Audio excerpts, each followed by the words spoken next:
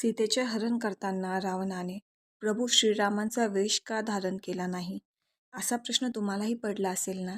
तर ही गोष्ट तुमच्यासाठी. एकदा कुंभकर्णाने रावणाला एक सरळ प्रश्न विचारला.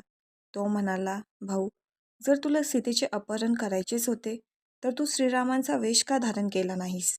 कुणालाही संशय आला नसता. रावण थोडा वेळ शांत राहिला.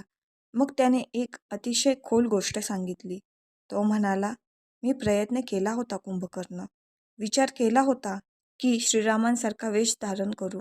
पण जसे जसे मी त्यांच्या अंगांचे, त्यांच्या रूपांचे, त्यांच्या गुणांचे स्मरण करू लागायचो, तसे तसे माझ्या अंतर्मनातील सगळे विष, सगळी वाईट भावना, सगळा क्रोध वितळू लागायचा.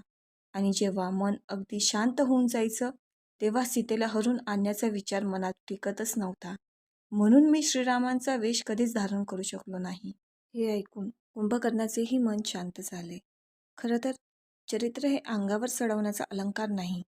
ते असते आपल्या अंतरातून उमटलेली उजळ किरणे. जिथे मन शुद्ध असते तिथे व्यक्तिमत्व आपोआप उजळते. रावणासारखा महासामर्थ्यशाली राक्षससुद्धा जेव्हा श्रीरामांचे स्मरण करायचा, तेव्हा त्याच्या आतली कठोरता मऊ व्हायची आणि अहंकार वितळून शांततेत रूपांतरित व्हायचा. आपणही जर सत्य, नीती आणि करुणेचा मार्ग धरला तर आपल्यातील अंधार नैसर्गिकपणे नाहीसा होईल. या जगात मान, प्रतिष्ठा चेहऱ्याने मिळत नाही. ती मिळते आचाराने, विचाराने आणि मूल्यांनी. रूप हे क्षणभंगूर असतं, पण चरित्र ते मात्र चिरकाल टिकतं. आणि जो आपला स्वभाव, आपली नीती जपतो, तो कुठेही गेला तरी लोक त्याला सन्मानानेच पाहतात. गोष्ट आवडली असेल तर कमेंटमध्ये जय श्रीराम लिहायला विसरू नका. आणि असेच नवनवीन व्हिडिओ पाहण्यासाठी गाथा मंजिरी चॅनलला सबस्क्राईब करा.